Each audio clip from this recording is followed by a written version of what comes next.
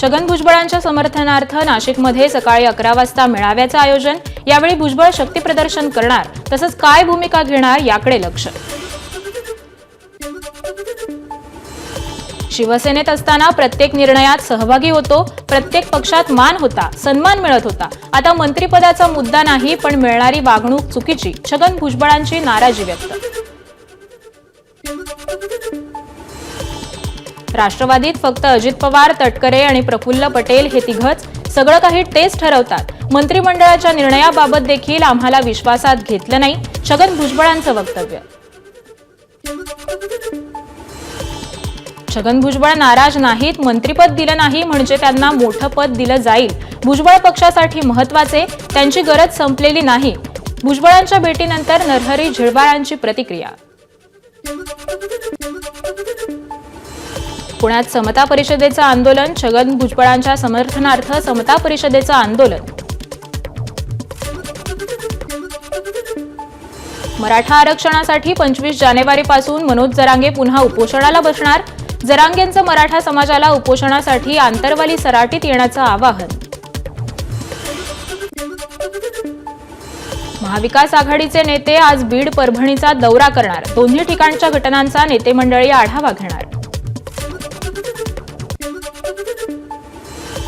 सरपंच संतोष देशमुख हत्या प्रकरणात नवीन सीसीटीव्ही समोर।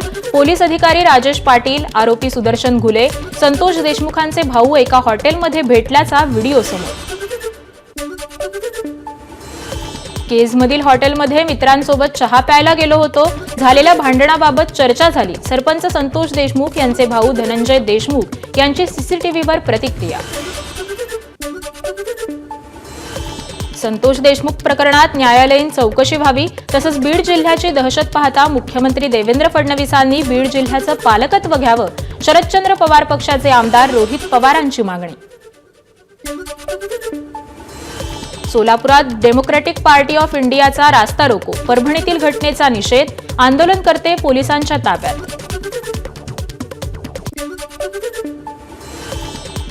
परभणीमध्ये परभणी घटनेच्या निषेधार्थ मनमाडमध्ये आरपीआय आठवले गटाचा मोर्चा।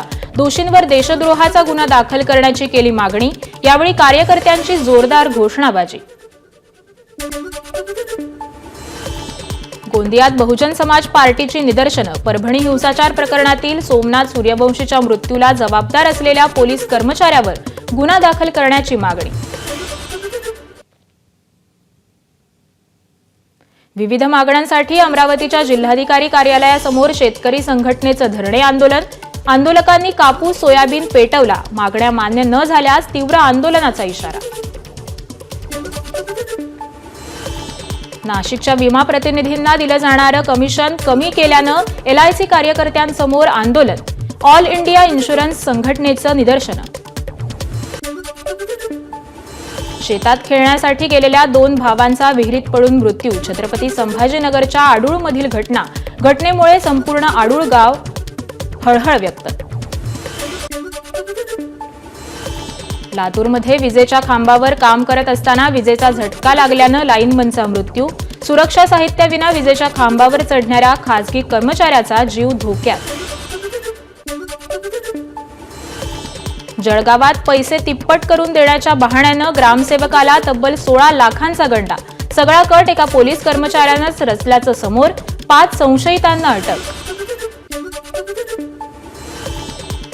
बेळगावच्या रामदुर्ग तालुक्यातील गोडचीमध्ये वीरभद्रेश्वर यात्रेला सुरुवात। धनगरी ढोलसह हजारो भाविकांचा रथयात्रेत सहभाग। भक्तांकडून रथावर खारीक आणि खोबऱ्याची उधळण। एबीपी माझा, उघडा डोळे बघा नीट।